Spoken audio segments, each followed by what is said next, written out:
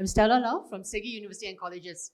A very, very quick intro. I'm very conscious of the time here. So SEGi University and Colleges, we have one university, 5 colleges, all based in Malaysia. And recently we have acquired 3 international schools. So I am here and I know we are very short of time, so I'm very quickly going to go through some of the key strategies that have worked for us in ensuring that when we look at cost versus quality, that it doesn't need to be a zero-sum game, that we can still achieve a win-win situation. We don't have to balance between do we want quality or do we want access. We can do both. And SEGi University and colleges, now we have so many international students, and I'm sure our panelists have too, from 90 over countries, and we do this effectively through delivering cost-effective education. So one of the key strategy that we have worked is we worked with our stakeholders. SEGi University and Colleges, we're very big on partnership industry. So what we do, we work with them. They provide some resources that we badly need because there's a top-notch, very relevant resources. They give internships, as we all do, and real-world experience. So very, very quickly, some of the examples. Sony is one of our key partners. They do a lot of joint teaching with us in our creative arts and design courses. So we also tap into them for filmmaking, for videography, and all provided by them, not only the equipments, but also the know-how. Our pharmacy program, we work with a lot of pharmacies where they invest in us. They also provide us the equipments and make sure that our laboratories are delivering key research outcomes and key research resources. And so these are some of the students at work in various things. Malaysian Airlines, our Faculty of Hospitality and Tourism, we work with them. Joint teaching and real-world experiences as well. This is Realme, a handphone brand who have branched out to other things that are technology-based, and they also give us resources. Here you see a 15,000 scholarship worth. Of course, working with EMGS to further open access to worldwide education. So very quickly, these are some of our major industry partners. We collaborated with them, and every year we do this at Game On Expo. And this is key to building resilience. I will talk a lot more about esports if I have time, but I know we don't have time. So esports is so crucial because this is language that our young students understand. Through esports, what do they learn? They learn grit and resilience. They will never quit a game halfway. They learn strategy without knowing it. They learn how to communicate with people they have never met. And they are not shy. They will tell you exactly what they want when they want it.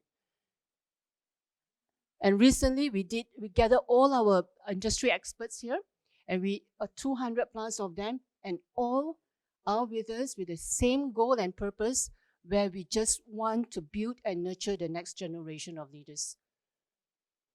The second strategy that has worked very well with us is that we have leveraged on technology to deliver cost-effective education. We have launched our SEGi Meta Campus, and this was crucial because this, again, is a language that our students understand.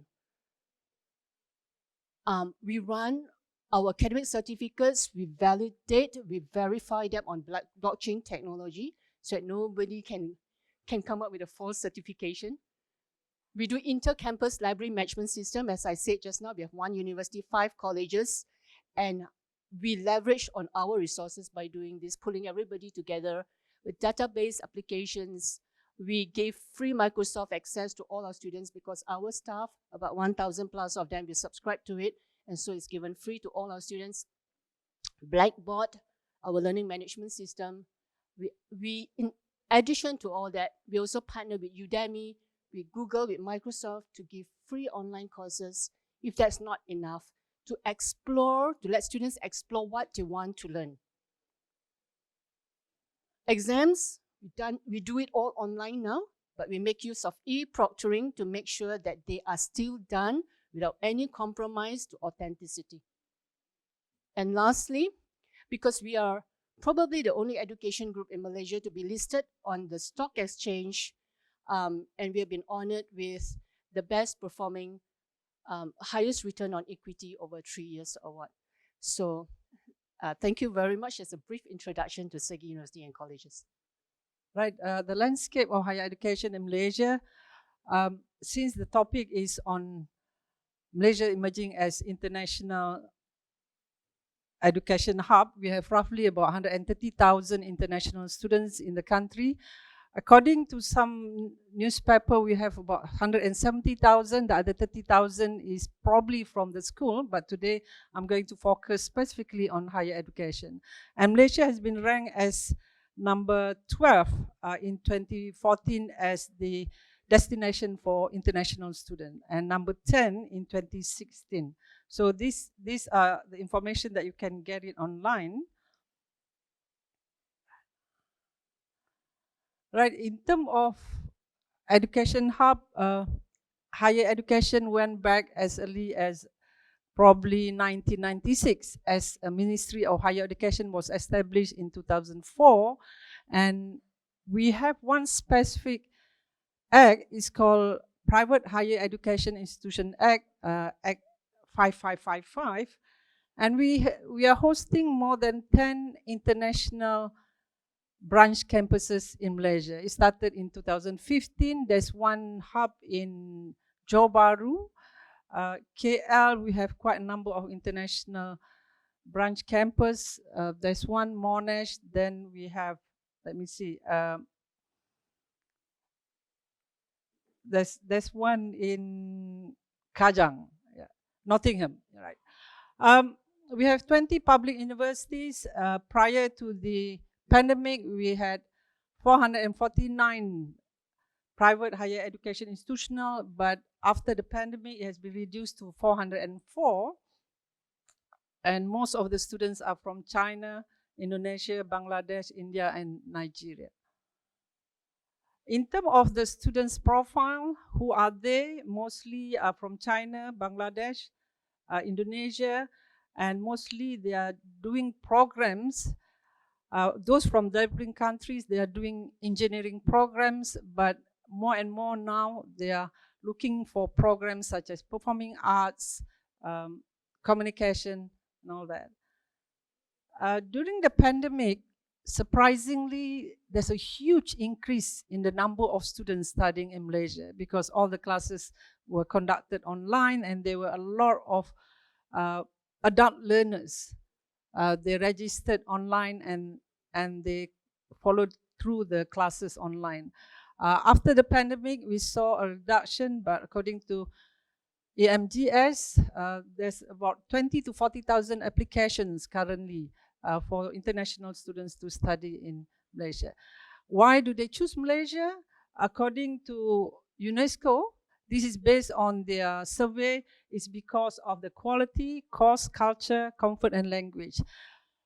What happened was that in the early 70s, getting access to higher education was about 14%. It's like a life lottery when you get accepted to any of the universities. The government then decided that they need to democratize higher education by providing access to all the Malaysians to education, and the establishment of private higher education institutions was the starting of the TNE, Transnational Higher Education. And then we had all the policy coming in when only colleges that work with higher education institutions from developed countries can offer programs at degree level. Otherwise, they have to offer only diploma programs. That is when the programs such as 3+0, 4+0 was established. So Malaysia was the one that came up with that idea and implemented. And along the way, we got sort of training in terms of the quality of education, in terms of policies, and thus the formation of LAN, Lembaga Akreditasi Malaysia, and Malaysian Qualification Agency. And because of that now, instead of franchising program from developed countries, Malaysia is now exporting programs to other countries. The reason is because of the affordability. Right. I even checked with ChatGPT why Malaysia is one of the destination, and it just sort of concur with UNESCO. And according to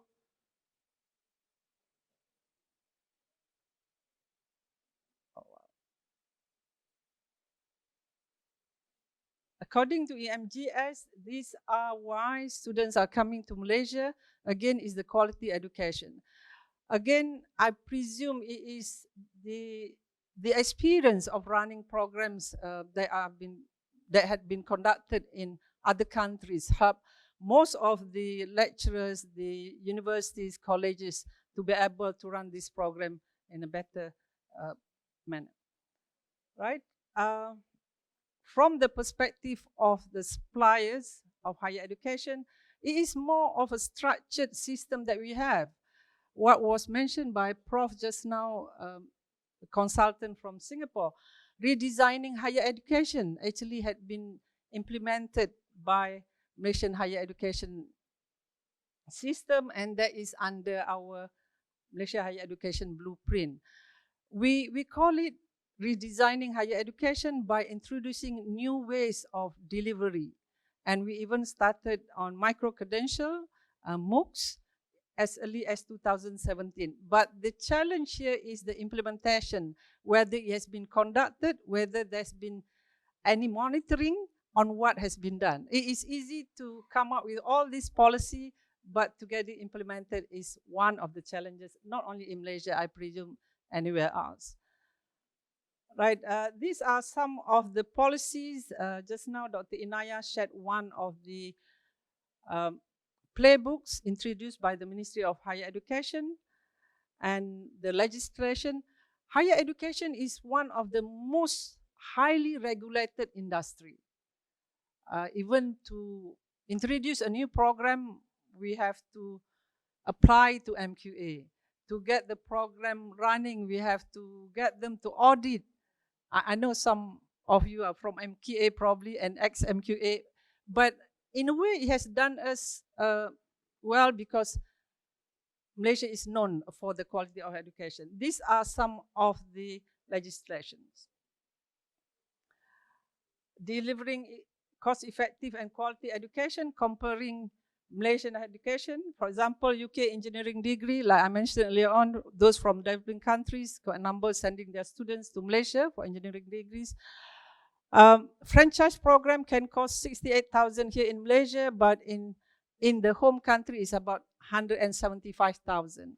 And on top of that, the cost of living and all that is much cheaper in Malaysia. In terms of most affordable cities for students between 2016 to 2018, QS ranking found that Kuala Lumpur has received a good score for affordability with combination of low living costs. A room can cost about 1,000 ringgit in Malaysia, but that will be about £200 in UK, which is almost impossible, I presume. Right, challenges faced by the providers: financial sustainability, institutional sustainability, resources. What was highlighted by Dr. Inaya today about WACAF, that was quite interesting, but probably it applies to public universities. For private universities, it may not apply.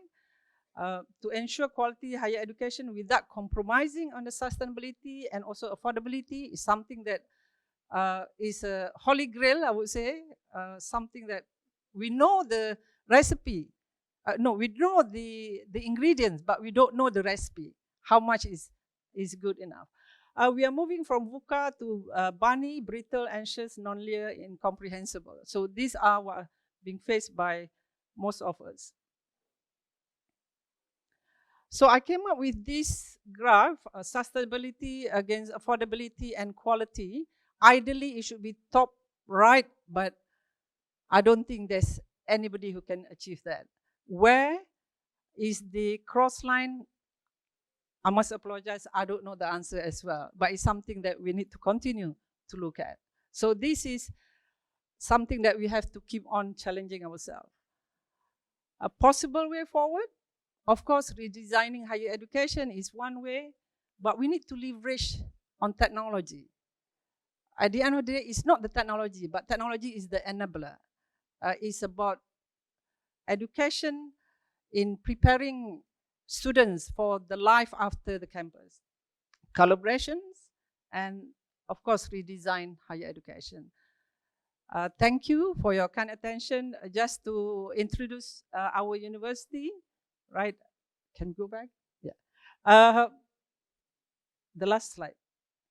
We have 4 campuses. UCSI University has 4 campuses, one in Bangladesh, 3 in Malaysia, and we have 6 schools.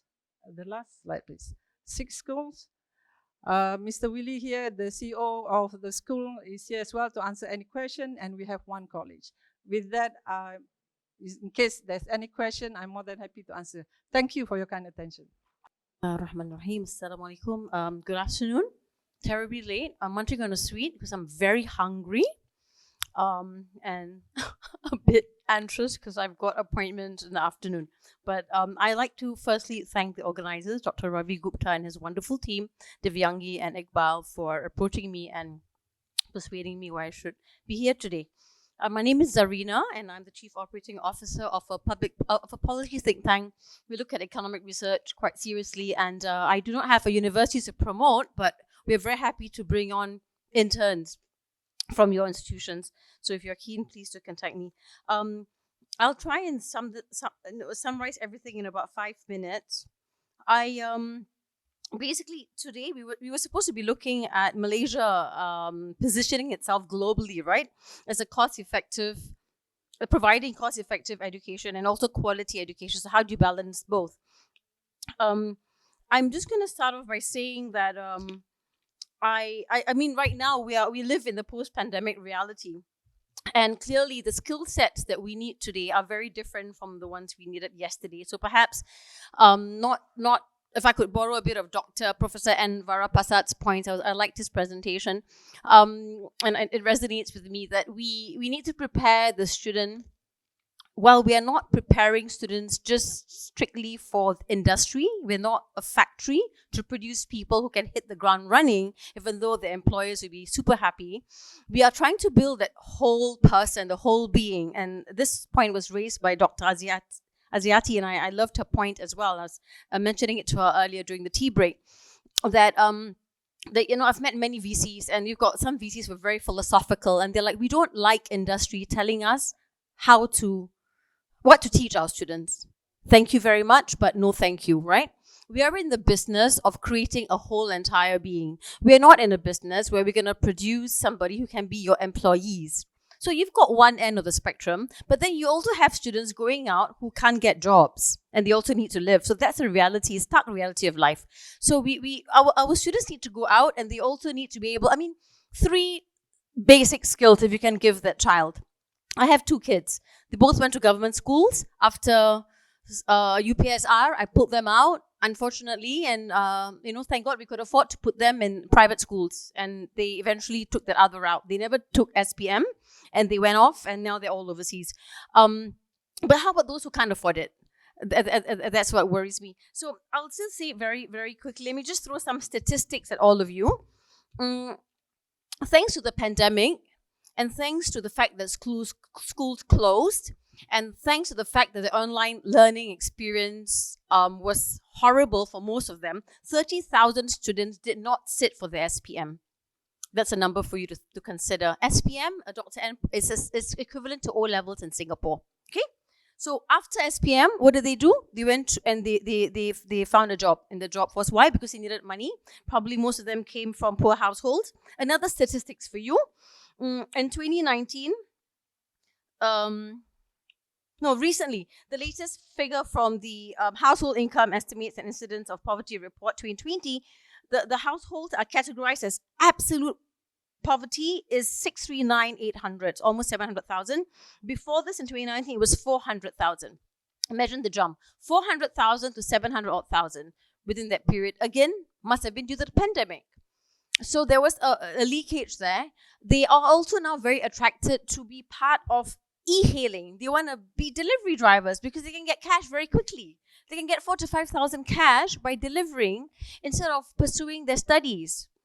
So coming back to when you talk about the SEGi colleges of the world, SEGi college is public listed, others are not. But again, it goes back to the shareholders, right? Are you interested only in making money? Is it just profits? Or do you have a lot of appetite? This is all about money. Or do you want to have a social agenda? Do you want to build the nation? So a bit of social entrepreneurship, a bit of money. I mean, we need money to survive. We need to pay our staff. But it goes back to the shareholders. It goes back to the chairman. It goes back to the board, right? What sort of strategic direction do you want to take your institution? Are you just focused on making money so that very lovely VCs from Singapore can come in and buy your schools? That's one way to look at it, right? There are many VCs in Singapore, right, Dr. Pras, who they come in and these schools are doing very well. So we'll buy over them and then, P&L and they're going to make money, blah, blah. But coming from a public policy perspective, something which I'm looking at is I look at our youth and our future of Malaysia, and I'm thinking, what has the impact of the pandemic is so great that we are barely out of it. We're barely out of it. And when you look at the contribution of SMEs to GDP, right? Right now it stands at 38.2%. And SMEs are also responsible for 13.6% of export revenue. And they're also responsible for employing 48% of the workforce. But if this continues where students who cannot afford to continue their studies after ISPM or O-levels continues, this is going to be the trend and the pattern, very soon we would have robbed our nation of social mobility. Right? And that is the reality. So it's something that all of you CEOs of your private institutions can take back to your board and say, do you want to have a bit of a heart and try and build a nation? So besides making money, we can also try and build the country together and see whether we can do a partnership with the government or maybe not. But there's also something called civil society where you are strong as civil society to try and build a brighter future for your country. And about online learning. Online learning is not as easy as that. Like, we've been studying reports from McKinsey that they had run, I think it was they interviewed 7,000 students in 17 countries. Online learning is not as easy as that. If your current force and staff they don't know how to make the experience of online learning wonderful for the child. They don't know how to use the tools. They're struggling with Zoom and there's lots of other stuff that they have not acquired, right? Then how do you ensure that these three key features are actually part of your online learning experience? Number one, caring network. And this is based on data, data captured by McKinsey. It's a report which has been out. Caring network, a seamless journey, and engaging pedagogy. These are the three main features. And there's also a danger with online learning. Students have been interviewed and some of them say, the downside of it is if it's all online, it removes the human touch, and we cannot actually get help from the lecturers. They tend to sort of ghost us or they evade us, and it's easier to get them to respond to us when we meet them face to face. That's what one report came up with. And another reason was that they said that some of the students says that I will not be motivated to complete my course. So I don't exactly agree that, it's seamless and you can study anywhere, anytime, and this model fits everyone. Not everyone likes this model. There's always a group that would still prefer to sit in a small classroom and be able to have the human touch, right? So I have 2 kids right now of my own. They're 20s and they're overseas. And I receive a lot of feedback that, yes, lectures are being given in advance to the students to listen to, and then they would come in little groups and then they would engage with the tutors, not so much the main lecturers, not so much the dean and the heads. The main lecturers, they do the big videos and stuff, but the other number 2, number 3, they are the ones engaging with your children. So whether that model works or not, it depends. It depends on the culture of the institution that you have, or it also depends on the directive of your institutions. It also depends on the mandate of your management. Do they have the mandate? So you have a CEO who wants to take into account the online experience. The online learning experience needs to be really all-encompassing, and he or she really takes to heart feedback from the students. That's the CEO's management, the CEO's perspective. But if you have a board behind you who's completely who dismisses all of that and says, no, I'm not interested. We're just very focused on, can we get in 25,000 foreign students by the end of the year? That's all we care about, because we've lost so many students during the pandemic. It was such a, we had to shut some institutions. So now that the pandemic is over, we are interested in bringing in foreign students because that's really where the money is. So I'm not big on philosophy, but it does go back to strategic intents of organizations. It goes back to strategic intents of boards that will advise management which way to go, left or right. So I think I'm going to stop very soon.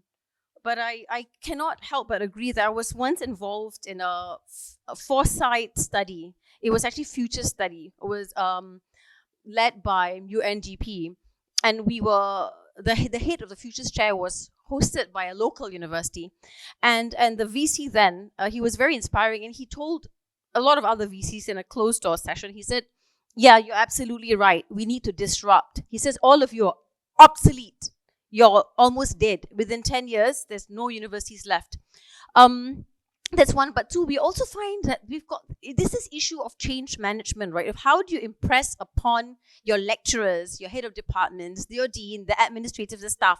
How do you quickly reinvent yourself? Right? I'm not going to be as drastic and dramatic as Dr. Prof. I'm sorry, I can't remember your name. I think it's Vara Prasad. But I remembered clearly that it was at the height of COVID. And so all these futures experts, they actually predict that by 2030, 2035 or 40, a lot of the universities will be gone. Because research shows that students who try and balance work and study are indeed gravitating towards online learning. It's something that they think it's relevant for them, and they like that flexibility. But at the same time, the providers would need to ensure that you actually have talent that can actually teach well online. How do you keep their focus? How do you make an impact, right? How do you make them feel that they actually want to be part of your lesson? And we also need to, so it's either your teachers train or they leave, right? It's either you acquire new skills and realize that you have to unlearn and relearn.